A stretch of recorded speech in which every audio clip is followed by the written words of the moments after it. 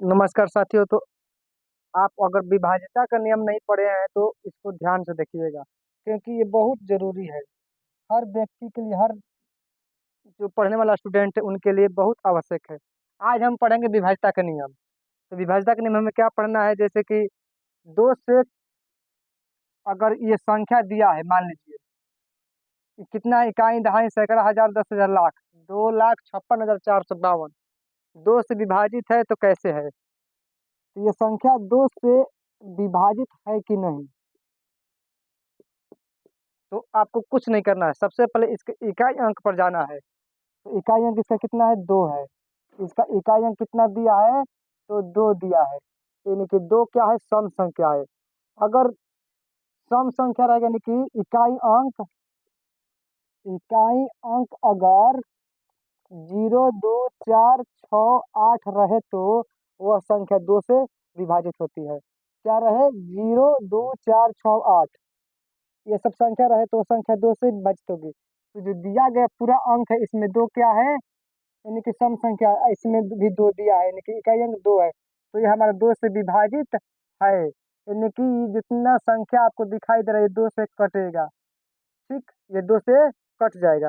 अब तीन से जो देता है विभाज्यता का नियम, तीन से विभाज्यता का नियम, यानी कि तीन से कटेगा कि नहीं कटेगा। तो क्या करेंगे हम अंकों का योगफल कर देंगे। यानी कि कितना है, 2 जोड़ 5 जोड़ 6 जोड़ 4 जोड़ 2, सबको जोड़ देंगे, क्योंकि भाग करेंगे तो लंबा समय लगेगा। तो हमें समय कम करना है, यानी कि समय का बचत करना है। तो क्या करेंगे, विभाज्यता का नियम से हम बनाएंगे। 5 2 7 6 13 4 17 5, 22 2 24।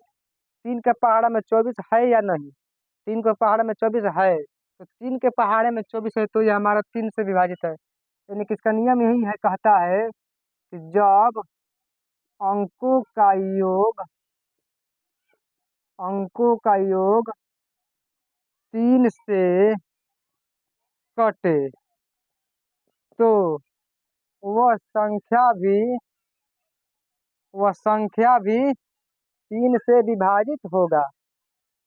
समझ में आ रहा है ना। जब संख्या अगर जो कोई भी है उसका योगफल करेंगे तो वह संख्या तीन से कटे तो क्या होगा, वह संख्या भी तीन से विभाजित होगी।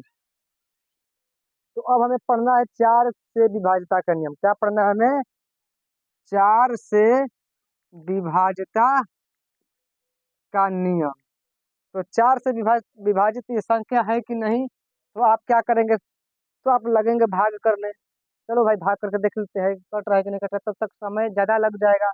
तो हम आपको आसानी तरीके से बताते हैं कि इकाई और दहाई अंकों से बड़ी संख्या अगर चार से कटे तो वह संख्या भी चार से विभाजित होगी। यानी कि इसका नियम क्या कहता है, इकाई इकाई तथा दहाई अंकों से बनी संख्या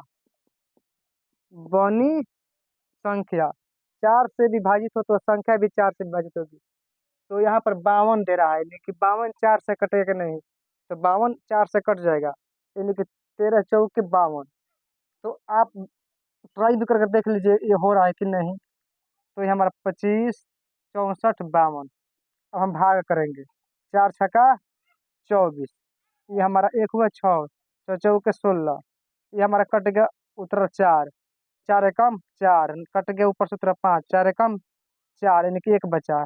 चलते हैं, यानी कि ये हम बात कर रहे हैं वो बात 100% सही हो निकला कि जब इकाई और दहाई अंकों से बनी संख्या चार से कटेगा तो संख्या भी चार से विभाजित होगी। तो आपने भागा करके देखा कि ये कट रहा है कि नहीं।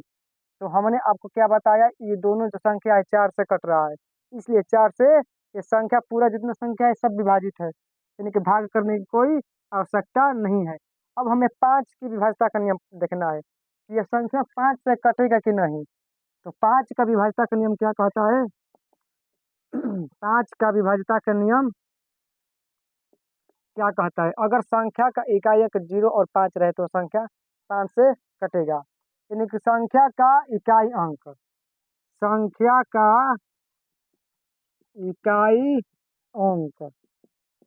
जीरो और 5 रहे, तो इसमें संख्या का इकाई अंक न तो जीरो है न ही 5 है, दोनों में से कुछ भी नहीं है, तो ये संख्या हमारा 5 से नहीं कटेगा।